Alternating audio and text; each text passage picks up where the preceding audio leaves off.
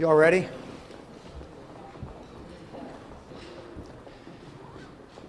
So, during my closing argument, I told the jury that I thought the evidence was overwhelming, that in fact Mr. Smollett had faked a hate crime and then lied to the police about it, and then compounded his crimes by lying to the jury during the course of this trial and insulting their intelligence.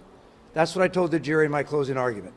With the resounding verdict we just received from this jury after one day of deliberations, in which they found Mr. Smollett guilty of virtually all charges of doing exactly what we said he did, of reporting a fake crime to the Chicago Police Department as a real crime. That verdict was a resounding message by the jury that in fact Mr. Smollett did exactly what we said he did. And what I think is important about this verdict is that a lot of you from Chicago know that it was a couple years ago when the court system came to me and wanted me to become special prosecutor because there was a feeling that things that had happened in the past, that there never was a public trial, and that this controversial events that occurred regarding Mr. Smollett and what he did to this city and what he did to the Chicago Police Department never had a chance to put it in front of a jury and let a jury decide, after hearing all the evidence, whether what Mr. Smollett was right or wrong, because it's very controversial. I agreed to do that because I felt it was also important for the Cook County judicial system to get a trial. Whether we won or lost the trial was not the issue. What was the issue is that what Mr. Smollett had done in this city should be aired in front of a public trial where all the evidence that comes out, all the talk on social media may or may not be true, but the true facts, I thought, needed to come out, and we did it. And we became special prosecutors, and the rest is history. We've now won this case, and I want to point out that there's an enormous effort was put in when I agreed to take the special prosecutor role. That meant that my law firm became special prosecutors, and the men and women around me right now in the last 2.5 years have worked so hard to develop the evidence, present it to a grand jury, go through a pandemic, wait to get a trial, which we wanted, and finally in the last 10 days, these lawyers have had a chance to present this evidence to a jury, and we've come away with the jury agreeing that they should have heard the case, and in fact he was guilty. Thank you very much. Questions? Could you just confirm for everyone what that 6 charges that he's found not guilty of? Yeah, the 6th count, well, I'm not going to speculate on why a jury did that, but that 6th count was an event that occurred 2 weeks after the event. So the other false statements were made to the police right on the day of January 29th on 3 different interviews, and that counted for 5 of the 6 counts, which he was found not guilty in every one of those. The 6th count was 2 weeks later, on February 13th at a police station, and it may be because it was after the event. I don't know what the reason was. It wasn't that significant to our case, and has no impact on the case whatsoever. Yeah, it was. Yeah, so the answer is yes. You're right. It was the aggravated battery, which means that there has to be a mask. And they want me live on this camera that's getting down. We charged that because the police officer testified that that's when Smollett told the police officer he was a mask. But whatever the reasons are, this jury, by the way, this jury worked so hard, and for Mr. Smollett to get up in front of them and lie for hours and hours and hours, that really compounded his misconduct. And quite frankly, when I saw that happen in the courtroom, at least for me, as a trial lawyer that spent my life in the courtroom, we don't expect defendants to do that. Defendants have a right to go to trial. Defendants have a right to argue that their case has not been proven beyond a reasonable doubt. But defendants do not have the right Chris, can you hear me? to go in front of a jury and lie under oath. Mr. Smollett would not have lost this case as he did today unless the jury found that he lied to them.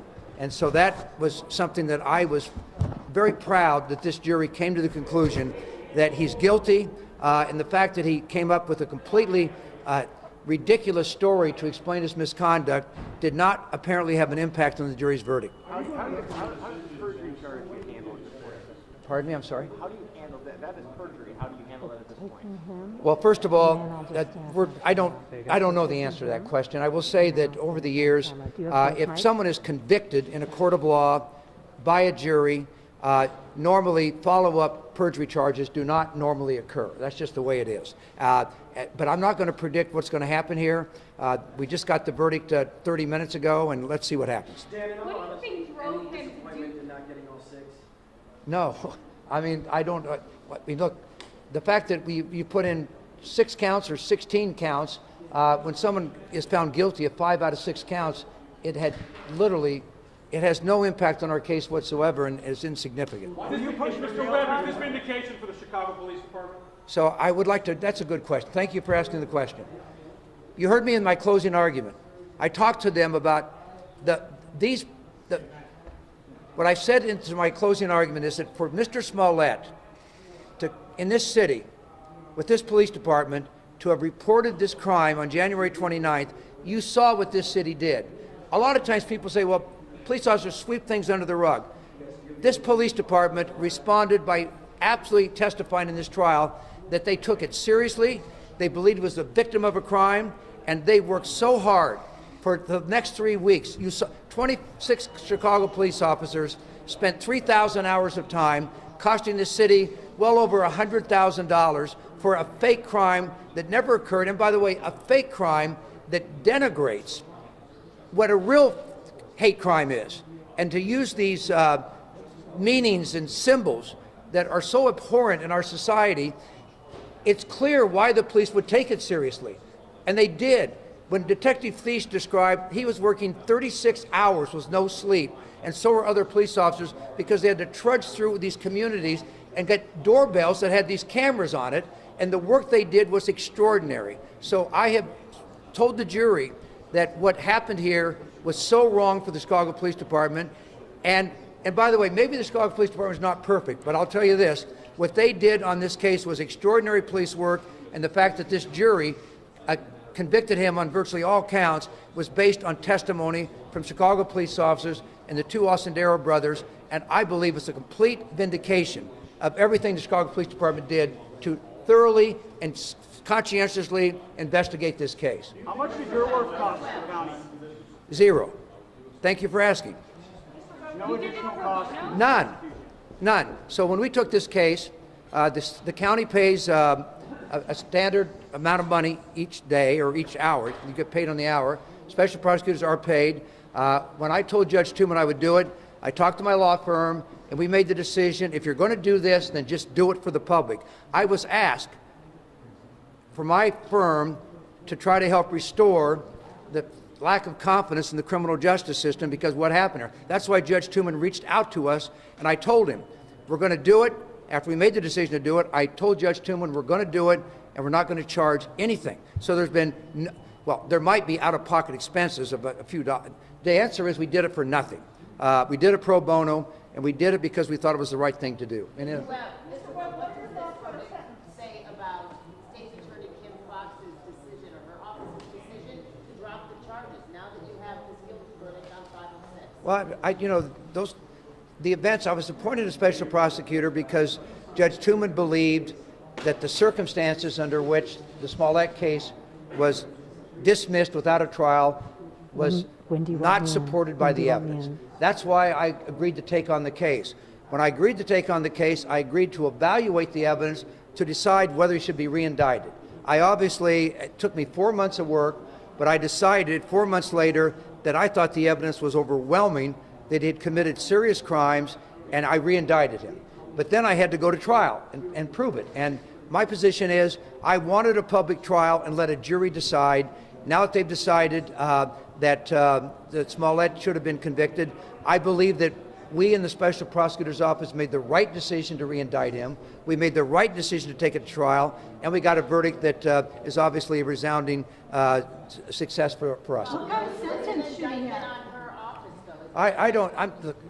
I'm not going to make comments about that. What happened speaks for itself. Any other question? What kind of sentence should he get? What? I can't hear you. What kind of sentence should he get? Well, that sentence is an issue. He just got convicted 30, 40 minutes ago, so let's wait and see. We happen to have in this case one thing that I am proud of is that this court says, we're strangers over here at 26th Street, okay? And we came over here, and the court system has done an extraordinary job. They assigned Judge Lynn, who I didn't even know Judge Lynn before this trial, who did an extraordinary job during this trial. This trial got heated. If you all had been back in chambers for a lot of the arguments we had back and forth with each other, this was a difficult trial for any trial judge. Judge Lynn did an extraordinary job, and quite frankly, the fact that the court system kind of opened its doors to us as special prosecutor, didn't look at us as outsiders, but kind of opened the doors and said, come on over, try your case, you're going to get a fair trial, and we did. And Judge Lynn did an extraordinary job, and quite frankly, he's one of the finer judges I've had the chance to practice in front of. Any other? Any evidence in particular that you think stuck with the jury? Well, there's two things that I think stuck with the jury. Number one, I think my basic argument that it is ridiculous to think that Smollett left his apartment on the night of January 29th at 2 o'clock in the morning to go buy eggs, and that's his explanation for why he ended up right at that intersection, right at 2 o'clock in the morning, that the brother said is where he told them the attack should take place. So the fact that it actually happened that way, I think, was pretty profound. I also think that sometimes it's simple things. He actually rigged that rope. After that rope got put on him, I showed the picture to the jury. Pictures don't lie. Those pictures showed that he actually, after he went through this fake attack, wanted to make it look better, and he jimmied with the rope to make the noose look closer to his throat and rustled it around, because the rope, you saw it in the courtroom, was nice and neat around his neck, because Ola Osendero didn't have time to do much with it because a car came. And so he ran away. He left the rope next to his face. Smollett got up, put it around his neck, and then when it didn't look bad enough, he changed it, and I think that impacted the jury. That's what I think. Mr. Webb, you said that it was unexpected for him to get up on the stand and to lie and lie and lie like that. You spent your lifetime in a courtroom. What do you think was behind that? Well, I'm not going to speak. I mean, well, let me say this. First of all, Mr. Smollett has a right to present any defense he wants. I just told you that I don't think that lying under oath is acceptable for a defendant. Defendants have a right to defend themselves on the grounds that they haven't been proven beyond a reasonable doubt. And they have a right to do that. I don't think they have a right to go on the stand and lie under oath.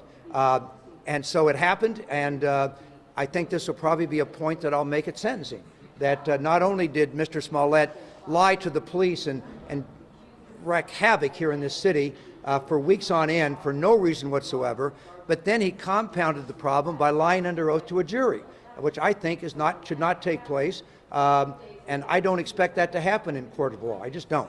If he doesn't show any sympathy, remorse, let alone an apology, should that affect the sentencing? No, that's up to the judge to decide. The judge is the one that gets to decide sentencing, and we'll let the judge decide sentencing issues. Anyway, You've had some big cases. Where does this Class 4 felony case fit? I'm sorry, go ahead, finish your question. You've had some big cases in your career. Where does this Class 4 felony fit in the grand jury? Well, I've had a lot of big cases, and this is a big case. By the way, I took this case because I actually thought if it was true that he lied to the Chicago Police Department about something like a hate crime, when we've got all these social issues in our country, we're trying to make sure that we do the right thing when these kind of bad things have happened, for him to fake a hate crime, fake it, and then cause the police department to spend enormous efforts taking him off of homicide cases and putting him on this case. I thought that was bad conduct. I mean, it was not insignificant. I thought it was serious criminal misconduct that needed to be approached and have a public trial about it. Now that he's compounded his wrongdoing by lying to a jury, which they've obviously determined from the verdict today, he's compounded his misconduct in this city, and we'll let the judge decide what to do. Should he reimburse the police department? Well, that's an issue for sentencing. There's an issue that's always at sentencing about restitution. That'll be a decision that Judge Lynn will get to make. You all have a nice day. Thank you very much. Thanks. Mr. Webb. Thank you. Is the January 27th court date a sentencing date, Tina? No, that's just for that's just a Zoom meeting to set the date. Thanks a lot.